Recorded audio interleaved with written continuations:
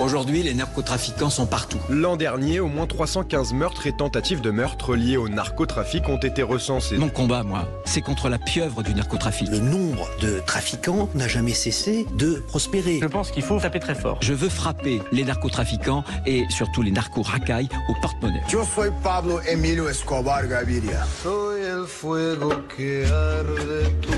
Réunion de crise à l'Elysée pour lutter contre le narcotrafic, une réunion au cours de laquelle Emmanuel Macron a demandé d'amplifier le combat contre ce fléau. Et on vous pose cette question, l'État français peut-il être plus fort que les narcotrafiquants?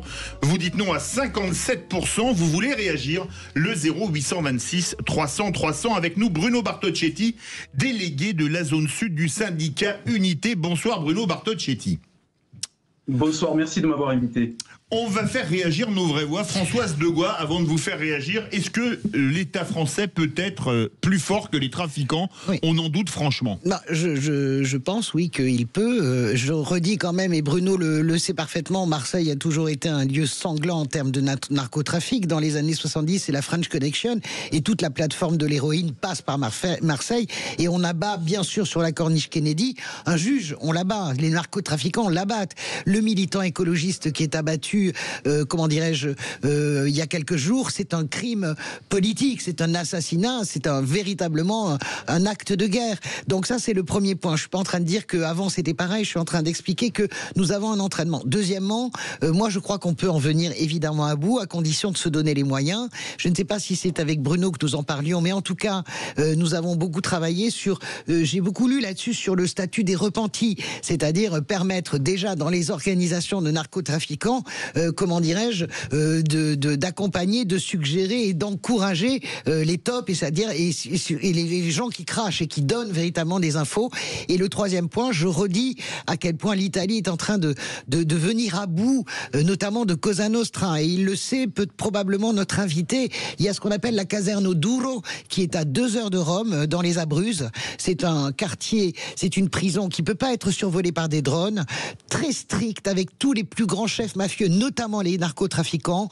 Ils ont droit à une seule visite par mois, très peu de parloirs, le courrier, et il y a quelque chose d'une dureté extrême. D'ailleurs, le patron de Cosa Nostra, dont je me souviens plus le nom, qui a été attrapé après 30 ans de cavale, eh bien, est incarcéré. Et la Caserna Duro, c'est véritablement un exemple de comment est-ce qu'on peut punir. Voilà. Bérangère Dubu. Est-ce qu'un État peut gagner? Oui, un État peut gagner. Bukele l'a fait, on l'a vu. L'Italie est en train de le faire, donc ça marche. En revanche, est-ce que la France et notre gouvernement aujourd'hui peut le faire? J'y crois pas beaucoup, puisque pour ça, il faut une volonté, il faut mettre des moyens sur la police, des moyens sur la justice, qui est très pauvre, des moyens dans les places de prison.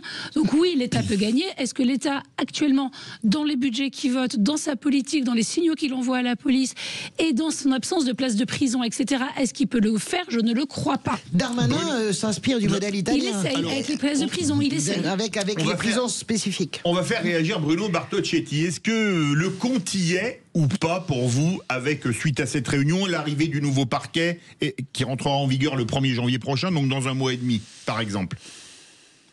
Alors, vous savez, j'entends, est-ce que l'État peut gagner? Oui.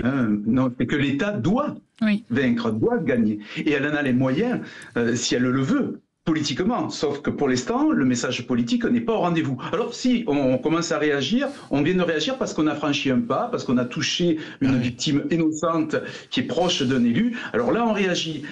Mais enfin, de vous à moi, c'est pas d'aujourd'hui. On sait très bien que à chaque fois, on est derrière justement cette avancée, cette pieuvre mafieuse dans notre pays. On est derrière, on n'est pas devant. Donc, si on veut gagner, on doit se mettre devant. On a pris l'exemple de l'Italie, mais bien sûr qu'on doit travailler comme ça a été fait avec l'Italie, avec la volonté politique réelle, et là on s'en donne les moyens d'affaiblir, je dis d'affaiblir parce qu'il y aura toujours des consommateurs, il y aura toujours du deal, on le sait, mais là en ce moment, qui a le dessus ?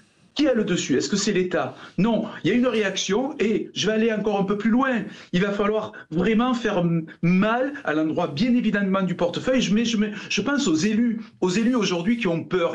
Forcément qu'ils ont peur, mais vous en avez certains qui vivent du trafic des stupes. C'est ça la vérité. Et là, eux aussi, il ne faut leur faire aucun cadeau. Alors, ils ne sont pas nombreux, mais aucun cadeau. Donc, on se donne les moyens sur tous les sujets d'attaquer vraiment la pieuvre mafieuse, ou alors on laisse faire et on compte les points.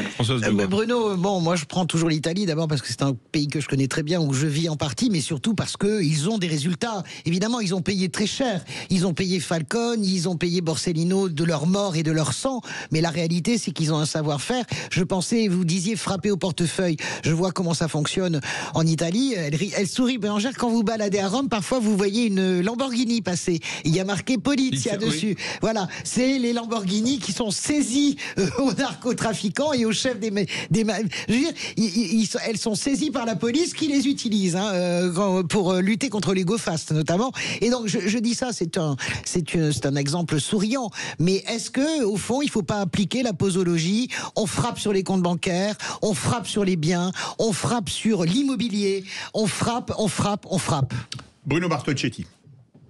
Mais oui, et il faut pas, et ne le dites pas avec le sourire, c'est tout simplement parce qu'en France on est timide. Vous avez des juges aujourd'hui, non, vous comprenez, saisir les véhicules, non, c'est pas dans notre culture. Non, mais il n'y a pas de culture à avoir. Ou on leur fait mal, ou on leur fait pas mal. Lorsqu'on a voulu faire à un moment donné tomber Gaëtan Zampa, au temps de la French, on a tapé la comptabilité de Gaëtan Zampa. Aujourd'hui, on est timide, on n'ose pas. Alors, on prend des mesures, mais on les applique pas vraiment. On parle du statut du repenti. Le statut du repenti, il existe, mais on doit aller beaucoup plus loin. Pour avoir des résultats, il faut protéger le repenti, pour protéger la famille. On doit se donner la réponse. Elle est politique, elle est celle de l'État, vous l'avez dit, et c'est très important la façon dont vous approchez le sujet, parce que moi, la réaction du ministre de la Justice, les réactions du ministre de l'Intérieur, qui séparément ont envie de résultats, ça me fait plaisir, c'est très important de les entendre, c'est très important d'entendre leur volonté, mais maintenant c'est l'ensemble d'un gouvernement, quel qu'il soit, qui doit réagir, c'est une priorité nationale. Bérangère Dubuis. Je partage totalement votre discours, ce que vous dites, et merci. Je suis bitéroise comme vous, donc on reconnaît le côté direct un peu, je crois que vous êtes du Sud aussi. Quelque chose en revanche qui est important à dire, c'est que la drogue, pour moi, c'est à tous les niveaux. C'est-à-dire que quand aujourd'hui on vous parle de dépénaliser certaines drogues, quand on a des députés qui ont acheté de la drogue, quand on parle de soirée chemsex à Paris, etc., c'est de la drogue. En fait, il n'y a pas pour moi de petite drogue. C'est que ton petit dealer qui va vendre de la kétamine à ton petit gamin au lycée, c'est ton gamin qui crèvera d'une overdose, c'est le dealer qui va alimenter. Et ça aussi, nos politiques, je trouve, et parfois la justice, ils ont une certaine légèreté. Aujourd'hui, un jeune qui se fait contrôler avec de la drogue, il a rien, il a un rappel à la loi, il a même pas ça. Et pourtant, moi, je pense aussi qu'il faut taper haut, bien sûr, sur le trafic, mais il faudrait taper très bas dans nos rues, dans les lycées où tous les gamins fument, où tout le monde s'échange de la drogue, tout le monde prend de la cocaïne. Enfin, cette drogue qu'on dit récréative, en fait, c'est elle qui alimente le réseau aussi, et c'est elle qui est très grave. Et ça, c'est un discours politique qui est un peu lâche, je trouve, là-dessus. Bruno Bartocchetti.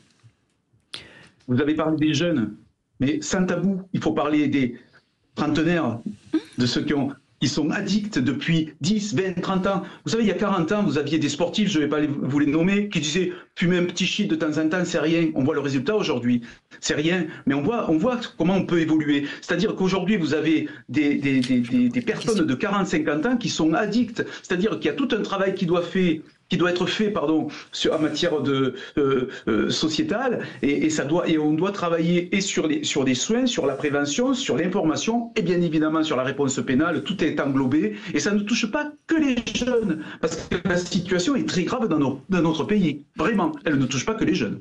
Bruno Bartocchetti, votre collègue syndicaliste Edicide, a dit, je cite, « Les cartels marseillais, et vous connaissez bien Marseille, vous êtes responsable pour la région sud, les cartels marseillais finiront inéluctablement à ressembler aux cartels mexicains ». C'est-à-dire ce qui s'est passé notamment pour Médic Sassi, le frère du militant qui a été abattu. Est-ce que c'est pas déjà le cas, que ça ressemble de plus en plus à la Colombie ou à Ciudad Juárez au Mexique ? La seule différence, et mon collègue et ami Edicide a très justement développé le sujet. Pourquoi ? Parce qu'en fait, c'est exactement la même chose. La seule différence, c'est qu'on a en France, moins de morts enregistrés sous forme de stupéfiants qu'en Colombie ou en Philippines. Mais la méthodologie, le fonctionnement est exactement le même. Et lorsqu'il y a 20 ans, on tirait la sonnette d'alarme, personne ne pouvait imaginer qu'on en arriverait là aujourd'hui en France en 2025. Et aujourd'hui, on continue à tirer la sonnette d'alarme parce que nous avons quand même des retardataires en matière de réaction. Eh bien, on tire la sonnette d'alarme parce qu'on se dirige tout droit vers ce qui se passe aujourd'hui justement au Mexique ou en Colombie. Et on est dans le même schéma de fonctionnement. Bruno, juste quand même, est-ce qu'on peut mettre des bémols? Parce que la Colombie, on la connaît bien. Et d'ailleurs, vous savez que quand vous allez en Colombie, moi, ça m'avait vraiment frappé. Vous avez un circuit touristique de de Pablo Escobar. C'est-à-dire que vous avez la maison, vous pouvez visiter la maison. Non, bien sûr. Ils ont accepté les Colombiens qui a une part qu'ils n'arriveront jamais à contraindre. Donc ils ont construit tout autour. Mais quand même, la différence, objectivement, Bruno, entre la France et la Colombie, c'est pas la corruption à tous les étages. Bien sûr qu'il y a peut-être quelques policiers parfois corrompus, des juges, etc. Mais il est impossible d'imaginer que nous sommes dans une corruption, un système politique entier corrompu. Ça n'est pas vrai. C'est pas la France. Bruno Bartocchetti, en 1 minute.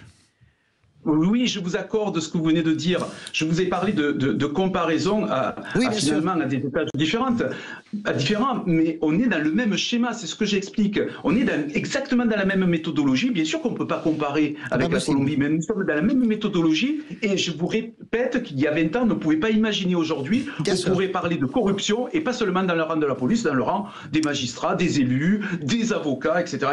On ne pouvait pas l'imaginer il y a 15 ans. Merci beaucoup Bruno Bartocchetti, délégué de la zone sud du syndicat Unité.